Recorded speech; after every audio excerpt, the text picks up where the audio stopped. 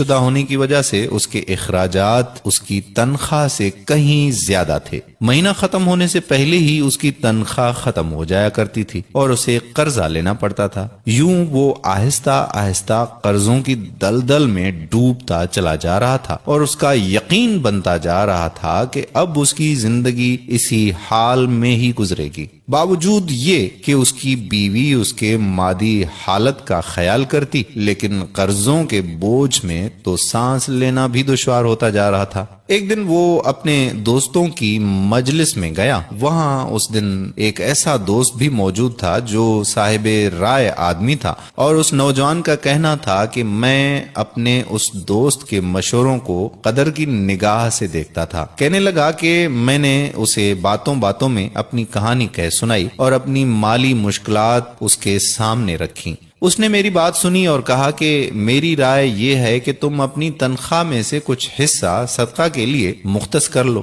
اس سعودی نوجوان نے حیرت سے کہا کہ جناب، مجھے تو گھر کے خرچے پورے کرنے کے لیے قرضے لینے پڑتے ہیں اور آپ صدقہ نکالنے کا کہہ رہے ہیں۔ خیر، میں نے گھر آ کر اپنی بیوی کو ساری بات بتائی تو بیوی کہنے لگی کہ تجربہ کرنے میں بھلا کیا حرج ہے، ہو سکتا ہے کہ اللہ تعالی تم پر رزق کے دروازے کھول دے۔ کہتا ہے کہ میں نے ماہانہ 4000 ریال میں سے 30 ریال صدقے کے لیے مختص کرنے کا ارادہ کیا اور مہینے کے آخر میں اسے ادا کرنا شروع کر دیا۔ سبحان اللہ، قسم کھا کر کہتا ہوں کہ میری تو حالت ہی بدل گئی۔ کہاں میں ہر وقت مالی ٹینشنوں میں اور سوچوں میں رہتا تھا، اور کہاں اب میری زندگی گویا پھول ہو گئی ہو جیسے، ہلکی پھلکی، آسان۔ قرضوں کے باوجود میں خود کو آزاد محسوس کرتا تھا۔ ایک ایسا ذہنی سکون تھا کہ میں بیان نہیں کر سکتا۔ پھر چند ماہ بعد میں نے اپنی زندگی کو سیٹ کرنا شروع کر دیا، اپنی تنخواہ کو حصوں میں تقسیم کیا، اور یوں ایسی برکت ہوئی جیسے پہلے کبھی نہیں ہوئی تھی۔ میں نے حساب لگایا اور مجھے اندازہ ہو گیا کہ کتنی مدت میں انشاءاللہ قرضوں کے بوجھ سے میری جان چھوٹ جائے گی۔ پھر اللہ جل شانہ نے ایک اور راستہ کھولا اور میں نے اپنے ایک عزیز کے ساتھ اس کی پراپرٹی ڈیلنگ کے کام میں حصہ لینا شروع کر دیا۔ میں اسے گاہک لا کر دیتا اور اس پر مجھے مناسب پروفٹ حاصل ہو جاتا۔ الحمدللہ، میں جب بھی کسی گاہک کے پاس جاتا وہ مجھے کسی دوسرے تک رہنمائی ضرور کرتا۔ میں یہاں پر بھی وہی عمل دہراتا کہ مجھے جب بھی پروفٹ ملتا میں اس میں سے اللہ کے لیے صدقہ ضرور نکالتا۔